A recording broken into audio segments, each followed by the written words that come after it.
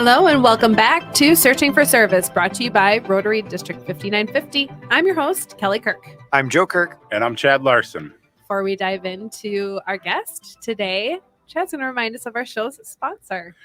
Our sponsor, Russel Hampton Companies, which is connected to our guest today, is the number one printer for Rotary licensed gear in the country. Well, and world, excuse me. Yeah. You can find them at russellhampton.com or bestclubsupplies.com.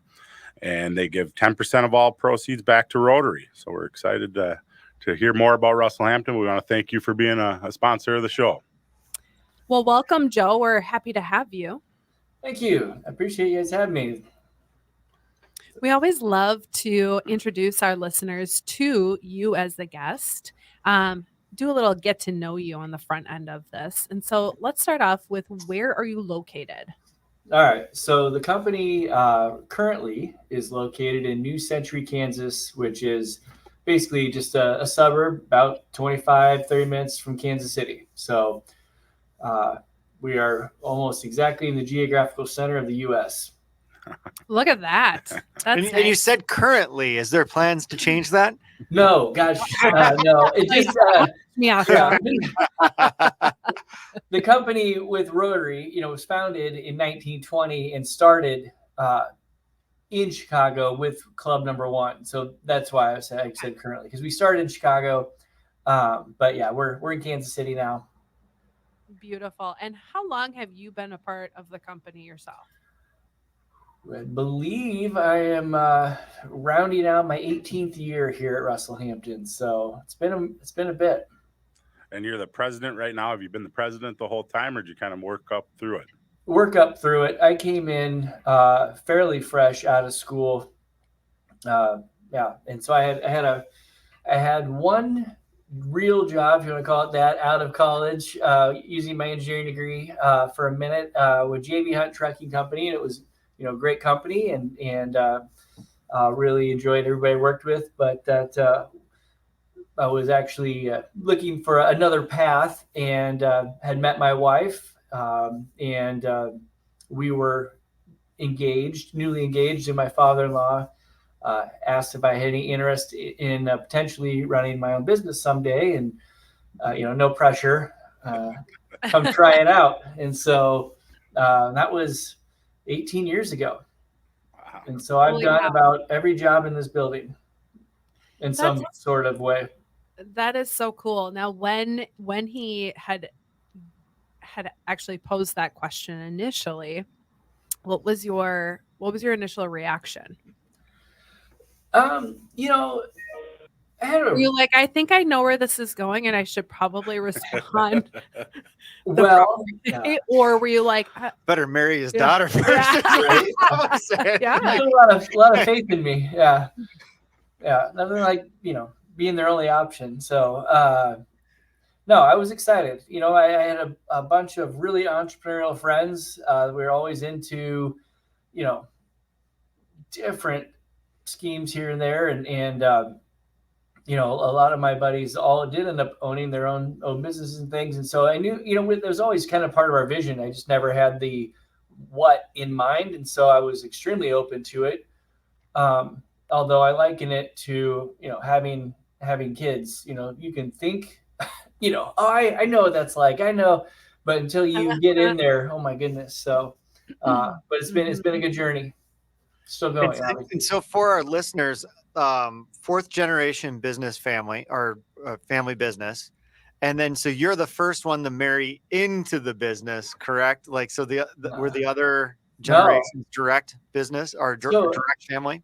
Believe it or not, generation 2, 3, and 4 are all son-in-laws. Oh, wow. Yeah. Did they all turn up mysteriously disappeared at one day? Oh, yeah. Well, earlier, in historically, back in when the company was founded in 1920, it just didn't go to daughters because that just wasn't, the culture of the times. And then there were generations in 3 where they had multiple sons and daughters, but they felt that the best fit was my father-in-law. He was currently running a small business of his own at the time, and so he sold that and moved the family at that time to Chicago to run Russel Hampton Company. So it's not by design by any chance. It's just kind of how life has happened. And so, people are like, oh, are you grooming, your daughter for that? I'm like, no, I'm not that fixed up on it. So when somebody comes to take your daughter out for a date, you're like, are you business minded by any chance? Right, yeah. Oh gosh. She's 14 and she's got boys chasing her. It's just, I don't know.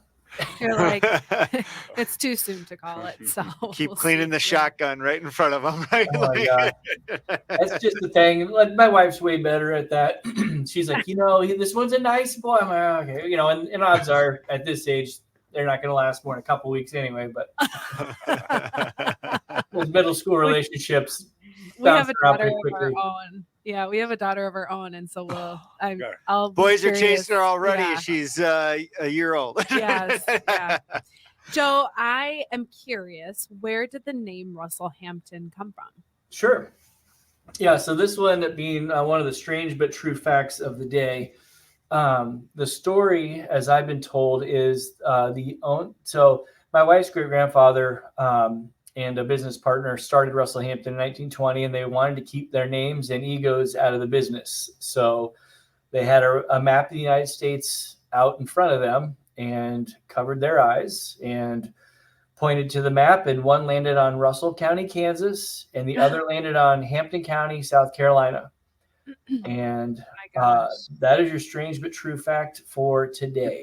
Are you guys located in Russell County now? What's that? Is Russell County where you're located right now? No, we're in Johnson County. Russell's I think a little further out in a little more rural area, but just coincidentally, we're in Kansas as well. Which So for those aspiring business owners out there that want to create a name, just grab 2 locations on a map, and there you go. Yep, put them together. However you want to do that. It's got a nice little ring though. I love it. Yeah, very law firmish. Yeah, for sure. So you had mentioned that there's a tie with Rotary, obviously. So how did that relationship come to fruition? Sure. So again, back in 1920, there wasn't an easy one-stop shop to get stuff for your Rotary clubs.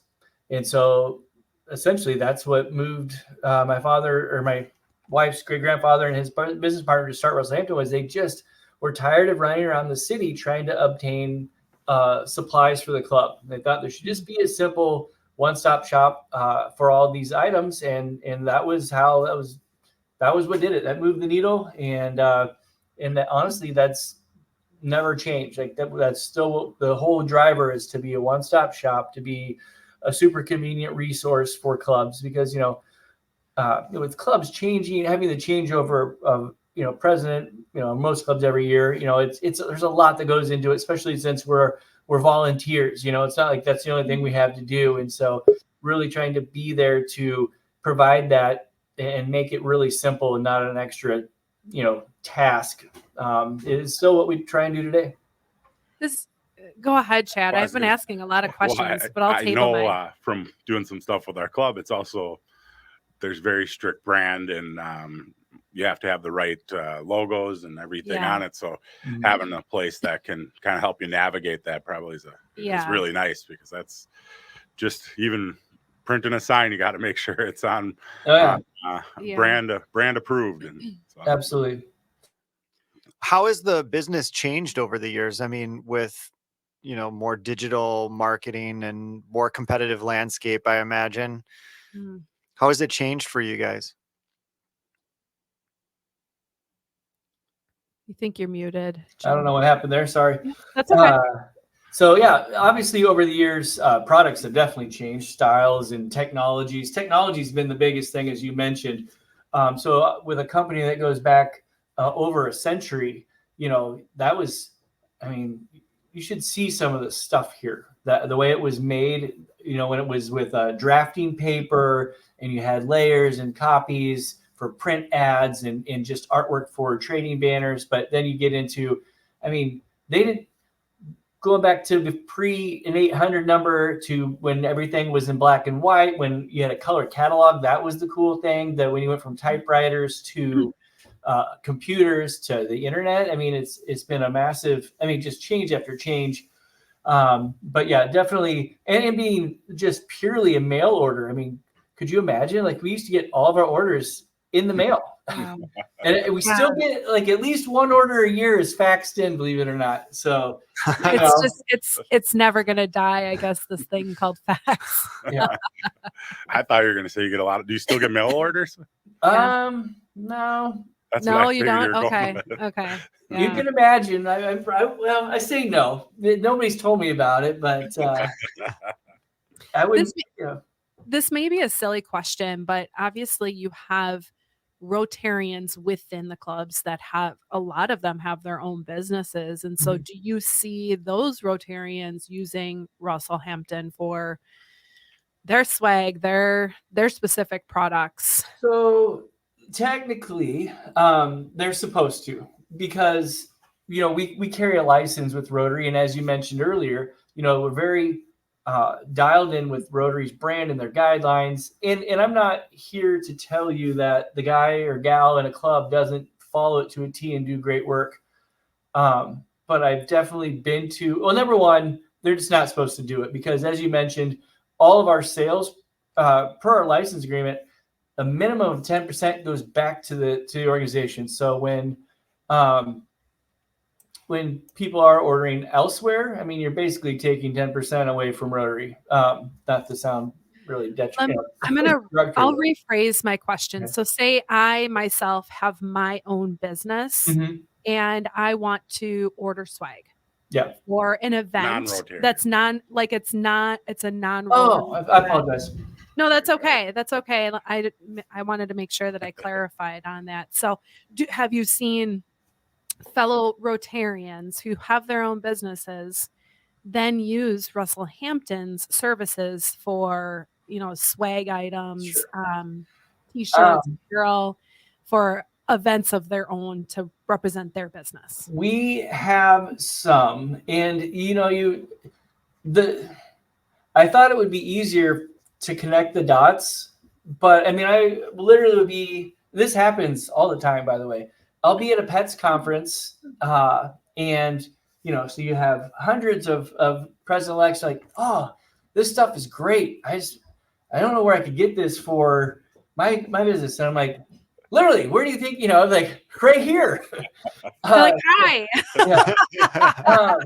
Oh, you could do that for us too. Yes, we very much could. So, I don't know. I don't understand the disconnect. And honestly, though, for a very, very, for probably close to a century, we were not allowed to market to Rotarians outside of just Rotary, that we do anything else without, is against our license agreement. So but that has been a recent change where we do have Rotary's blessing. They would love for us to provide these things to them outside of the Rotary marketplace. Well, how nice is it that you can be on this podcast show too, which is, it's aired. Do you hear that, everybody? Nationally and globally, all, so for use all the of y'all promo out code. there, that's really nice too that you've had that since revamped with your contract. Yes. Well, and honestly, that was on Rotary. Rotary did that on their own. We didn't have to do anything, and that was very kind of them, for sure. And I think, again, with just natural changing with times. Yeah. Okay. Well, you've kind of identified a real opportunity of something that you could communicate to Rotary to better facilitate those relationships, and if there's something that Rotary can do to connect that dot a little bit better, because truthfully, I'm like until I actually did real digging into the brand, as I'm like, oh, they're just like, because it kind of stemmed off of Rotary, like it was one and the same, and I'm like, oh, it's kind of Rotary's internal printer, right? And then you're like, wait a second, no. It's a full-fledged business entity on its own. Yeah. And so, and that's interesting as well. I mean, because there was the ties and they go back so far, a lot of times people do think that we are either part of Rotary or when there's still a lot of other licensed vendors out there. So it's not uncommon where somebody orders something from one of our competitors and then they mail us the check, which is great. No overhead.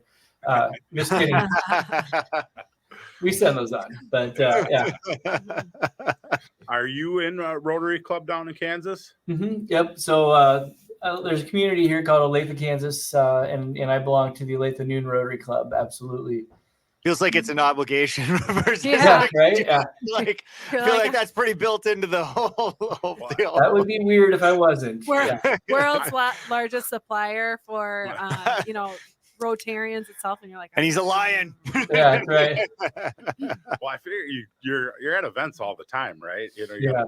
My attendance is probably not the best, but I definitely do. I do belong. In fact, my club is swinging through here sometime this week because we have a golf tournament next week, and of course, come in and pick up a bunch of swag for the swag bags because I won't be there. Unfortunately, I would love to be there, but with every club worldwide entering year end and doing awards and recognition, this is our really extremely busy season. So yeah.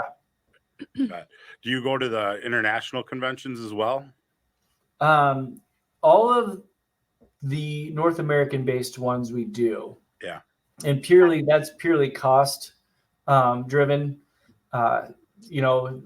Back in the day, they used to go to all. And so, my wife's like, oh, it's great. We went to Singapore and we went to France and we went to, they've been to Scotland and Australia. And I'm like, we haven't been anywhere. But the cost of freight is just light years different. And they took different things and not nearly as much. Like for us to go to an event, we'd have like 10,000 pounds of merchandise. Well, they used to we just put it in our suitcases and we all carried a bunch. So I'm like, that wouldn't even fill up like a fraction of what we do.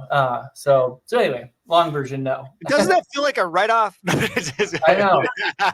Well, I mean, the freight is insane. Just even to the show that was the COVID 2020 that was supposed to be in Hawaii.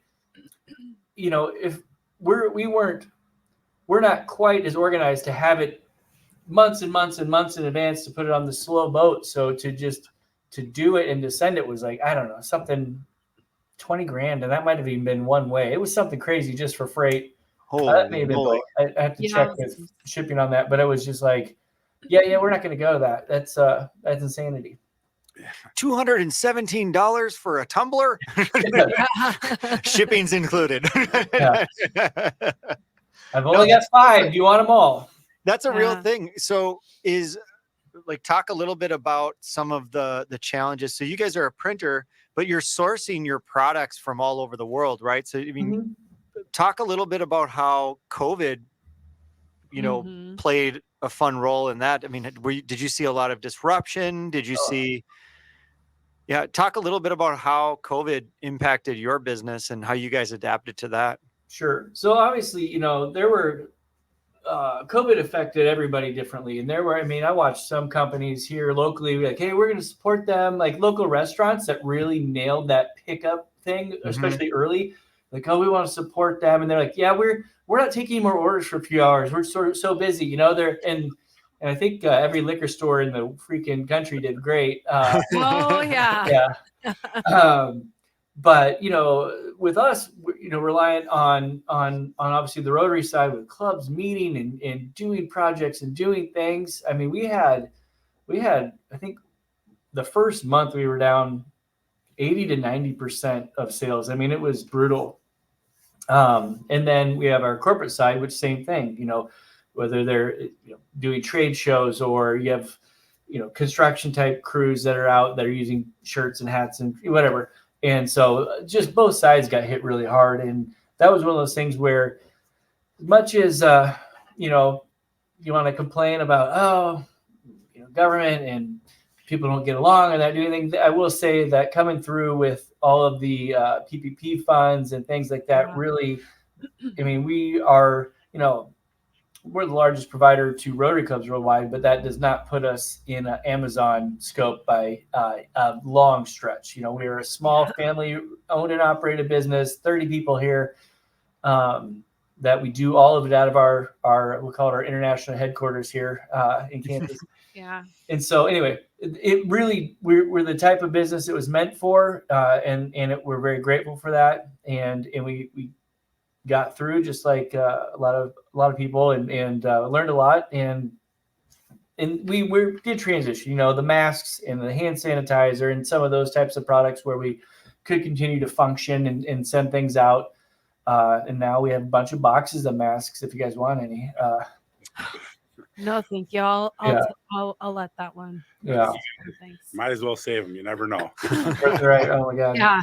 So, but yeah, anyway, it was crazy. Although, the silver lining for me personally was, you go to your work every day and we work hard and we love what we do. We really do. But, man, the pace of life was so relaxed. We'd come in and we'd have our masks and our sanitizers and other orders, and with the spacing, and we have so few people here in that, we are plenty more than 6 feet apart. But I mean, we probably put in a half day and then well, I don't even know what else to do. So we go home and there was nothing that you could do really. So everybody was outside. I swear I saw my neighbors out. My dog loved the pandemic. I mean, she'd say, "Oh, another walk." So that was great. That's great. I got a note here. I'm just going to switch gears. I got a note here that says, if you call the business, you will get a member of the team on the phone that can help you. You want to talk a little bit That is more a about left turn there, Kelly. I know. You're not used to getting We're people on the done phone talking now. about COVID. So that's something we love. I mean, not only will you get somebody, but you'll get the person that will take care of you from start to finish. They're not going to go back and do your embroidery or your engraving or your printing, but they will literally see your order through from start to finish. And there's certain companies where you can pick up the phone and get a hold of somebody, and there are others where it's now press 4. And your call is important to us. We will eventually take it, and you sit there on hold forever. And so for us, and trust me, especially on our corporate side, I've had people well, why wouldn't I just go online and get the cheapest thing I can find? And and that's not necessarily wrong. That's great. That's a good fit for them, but we're not. We're very relationship driven. We want those, whether it's a marketing person, the treasurer or secretary from a club or whatever, that values it. I want to know what I'm getting fits what we're trying to do, that I trust the quality, that it's, that's on brand, all of those things. But they also don't have to do it. They make that one phone call or send that one email and know that that's what we do professionally every day. We're going to send them a bunch of options that not only are great and personalized specifically for them and what they're trying to accomplish, but then also within budget, on brand. So we call it high touch, high trust. And we really take a lot of pride in that. So, yeah. Very nice. I enjoy that business model. We look forward nice. to our searching for service swag. Yep.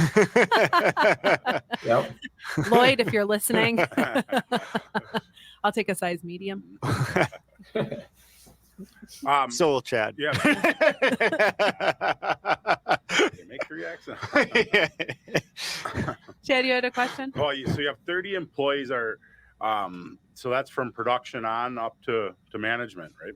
Yeah, absolutely. So, with the change in technology and all the different things over the years, we've added and subtracted multiple things. But that's also one of the differentiators is, particularly on the corporate side, if you've ever tried to order certain items, well, the minimum is 250 or the minimum is whatever. And that's a great model. You don't inventory anything, which is, you don't have the overhead, you don't do the production, you don't have the equipment, you don't have the maintenance, all the staff, all the things that go with that. And we definitely do our fair share of large orders where we do the brokering and the design work and that type of stuff. But we also do a lot where we do the warehousing, the fulfillment, and the production where, and with the things that we can produce. So whether it's your Yeti or off-brand tumbler that we laser etch, we print on, whether it's a shirt or a hat or a bag that we embroider on, any type of thing like that, the minimum quantity is a single piece. And so, your one piece unit price is more than your larger order, but your overall investment is much, much less. And so, and that's a really nice thing for, clubs to be able, I just need 2 badges. I don't need, and so the fact that we can make those and we turn them really quickly. I think, at peak season where our lead times are starting to grow a little bit, but typically if it's something personalized, whether that's a name badge, an award, that usually takes about 4 days max. And again, that's from order to ship. We don't count transit time in that.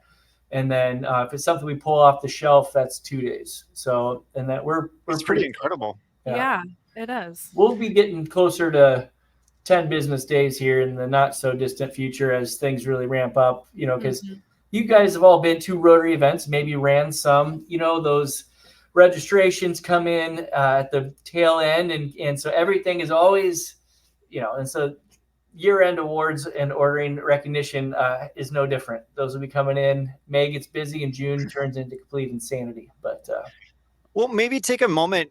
You talked a little bit about the staffing and how it's changed over time. My guess is you guys have begun to automate some of the processes and some of the, the things that would make sense to automate where technology makes sense. Being that high touch, high trust company, how do you balance that? Because that seems like that's going to be something that a lot of people are going to be dealing with in the years to come as automation becomes more sophisticated. Is how do you envision keeping that high personalization and high touch in like the world of AI? Sure. Yeah, I get you. And that's a great question. It varies too, because if you just if it's something you order repeatedly and it's simple and you can go online, point, click, order, there's not a lot of that interaction, that relationship, other than the fact that, because we worked together for so long, that the quality's there, you've had the service, that's there. Part of it's demonstrated through, you don't even see it, a lot of times because there's so many people within the organization and turnover as far as who's an officer, things will come to us in various formats. And you might place that order online and not have any contact with us. That goes straight to production and our production team will pull up the previous files and say, this doesn't match, and they may take that to customer service to have them reach out to you to make sure this is actually as intended. Or often they'll just call you directly. So a lot of times you'll get somebody straight from maybe engraving that's calling to ask about an order. And that's definitely that high touch, high trust. And then, some of that stuff, you still, particularly with something custom, they're reaching out. I have an event and we have a theme. What would be great? And those products change constantly. So, some of that stuff's hard to get away from, and some of it's not. AI is, one of those things where it feel like it changes every 30 minutes. So, it'll be really interesting to see how we can continue to marry stuff like that into, to add on to that feel. Yeah. So when you're, with a history of Rotary, I know when we met probably a year ago or 6 months ago, we talked about that the business is modeled off the 4-way test. How do you guys kind of bring that into the day-to-day and what you guys do in interacting with customers? Absolutely.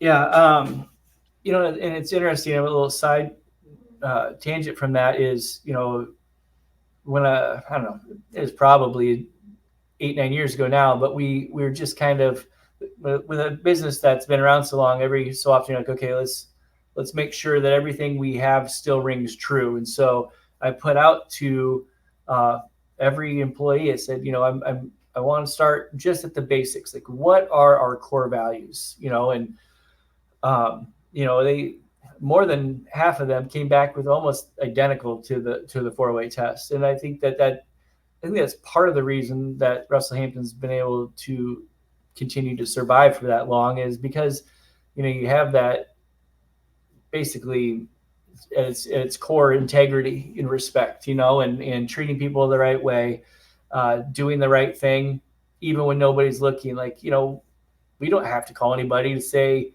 is this really what you meant? This is what they put on paper. We could make it and send it out, and they could be like, oh, this was what I wanted, and we could sell it a second time. But that's just not in our makeup. It's our company purpose is really simple, and it's quite simply providing an exceptional experience. And we don't, exceptional, what does that mean? It doesn't mean glitter and fireworks. It just means, we do exactly as we say we are. We do it when we said we would, how we said we would. We deliver every time. And so you wouldn't believe how special that is, people, I needed this in 7 days, and you guys had it to me in 4. That was amazing. You said it'd be there, and it was. Like, it's just, people are dependent on things, and a lot of the time, like I said, it comes in hot, and so, but we deliver.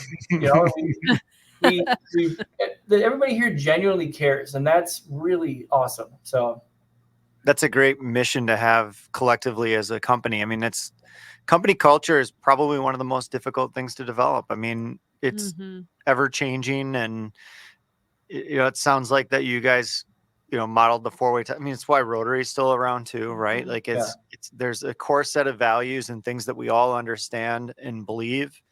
And it sure makes it a whole lot easier to deal with any kind of adversity when you're all playing from a similar platform of, this is what we believe in, and this is, what we hold true, so that it creates a foundation to be able to deal with anything. Right. So, and it's I love it too, because its simplicity is that it makes it easy, especially from that providing exceptional service standpoint. Now, I'm not quality controlling because I'm making sure that's right, because I'm quality controlling because that's part of that service. When it gets to shipping and they see that you selected UPS whatever, and we can get it to you through the postal service for half that price, and it still meets your need by date. They can go ahead and so it's not, exceptional service isn't just that person on the phone taking your order. I mean, that's at all levels of the business. And so I love how simple it is, and how it opens opportunities for all of us here to get involved with that. Yeah, very cool. I agree, and I think from running a business, the simplicity is hard to get to sometimes, but when you get there, it really keeps people on the same page. Yeah, from start to finish. What do you print the most of? Oh, we've gotten some stuff, and I see the stuff we have at our club. I was like, what's the number one volume you do? Well, I mean, out of all the things that go out, I mean, I would probably say lapel pins. I mean, there's just so many, and specifically the member pins. You have member pins and name badges. I mean, every club has that, right? And that's a ton. But obviously, trading banners and member kit. I mean, just it's a lot. Yeah, absolutely. I got my little Rotary pin on right now. There you go. Yep. And then there's when the theme's announced, which may not be a thing anymore, as you may or may not have heard, but that was always a big deal. Probably not the best news for you guys. Like, dang it! Yeah, we'll have to adjust. Adapt and overcome. Just start putting the date, like the year, on everything. 2024, 2025. So some of that, there's that increase there of sales after it comes out. But then, to your point, I mean, every year we do our best to forecast and to watch sales. But it's like, this year they really liked this item, and so we have dated items that we eventually like, okay, well, these have to be written off. We try our best to look at, well, what are our lead times, how many we have to order for minimums, but it's not exact science. But I think ultimately we'll have to figure out what we're going to do to replace that. I'd be interested to see how it goes, because that was the one thing every year at the International Assembly when the theme was announced. I mean, it was like a rock concert. They had a huge hall with governors from every country around the world, or at least Rotary member country. And I mean, was not lucky enough to actually be in it, but you had the huge screens that take up the whole stage, and you could hear it. There's music and lights, and man, afterwards those doors open and they come out, and they're just, there's nothing that I've experienced that created that much energy within the organization. So I'll be interested to see if that energy is still there. Yeah. Well, or even what they end up like what is the thing that they're gonna do or say that replaces that, so that they can still maintain the energy levels. Yeah. Well, I felt like too, it's kind of like with anything, you have a class, it's like anybody that was in a fraternity or sorority, they had their fraternity class, like that group of people, it kind of is a bonding experience, and I think they'll probably have something similar. But when you show up at an event, if it's a district event or a club level event, but you see, then they used to have, jackets like blazers, so he's like, well, there's the burgundy, and that was a certain class, there was the green, and there's, and so it just seemed to be all of those little things.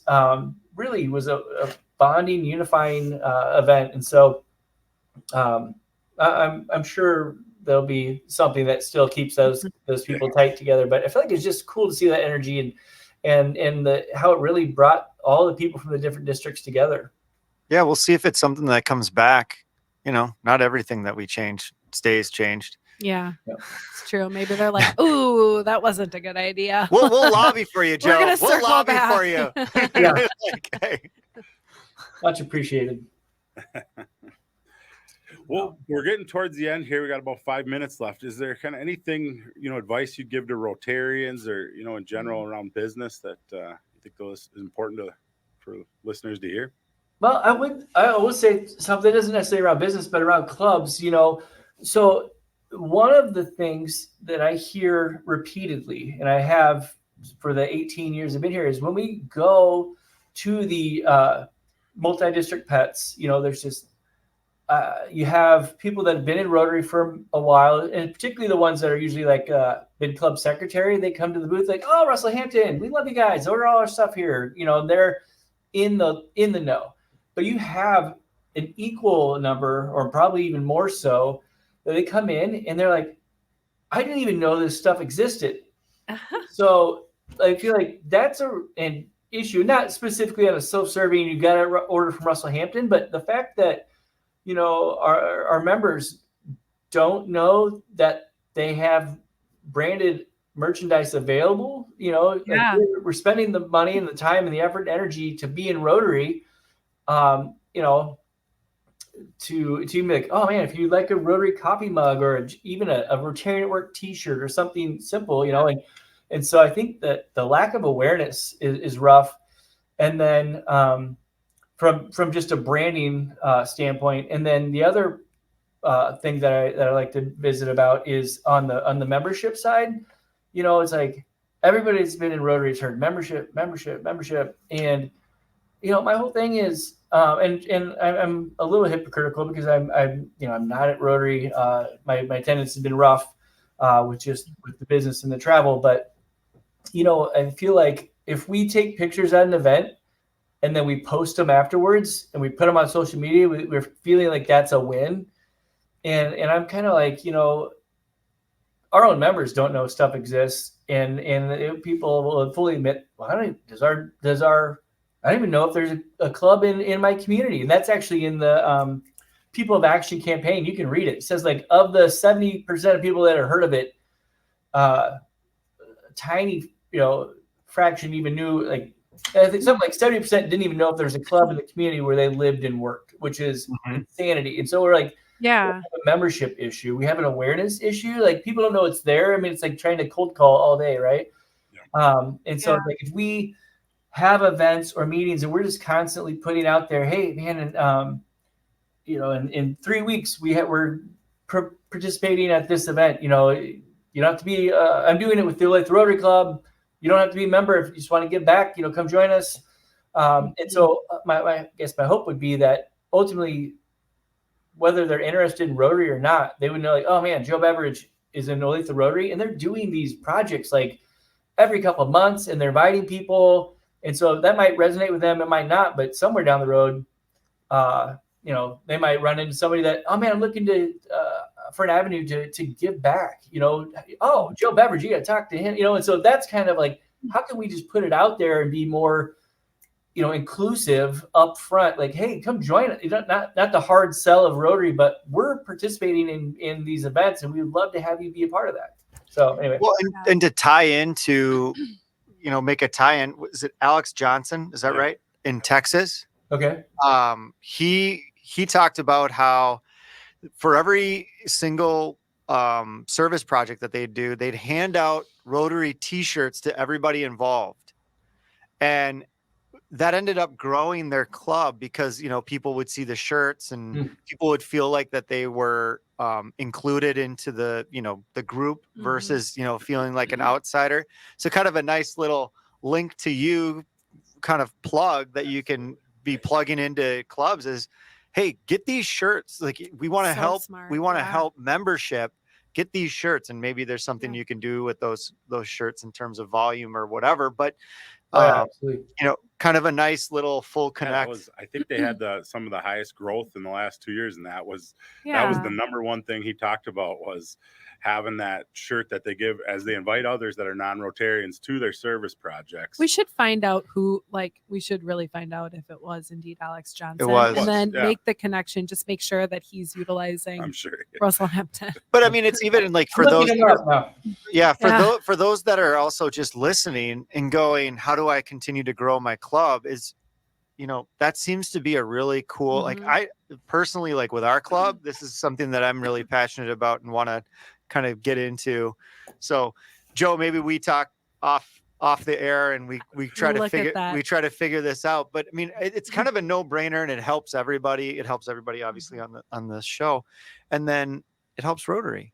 Yeah. And then because you purchase the shirt, you get 10% back, right? Yeah. Like, I mean, there's a real thing. There's a story there, right? Yeah. Of the reciprocity of the entire process. Nice little circle. Well, and I think when you were talking earlier about, not everybody knows, or there's disconnects that we're trying to work through. And one is membership. And because being younger members, you go out and you have the same issues that you describe where people don't know it. They don't understand it. When you talk to them, the hard sell is hard. Yeah. It just doesn't resonate where you need that easy entry point, but also, there is the do business together aspect that doesn't get talked about a lot. And it kind of goes back to the marketing.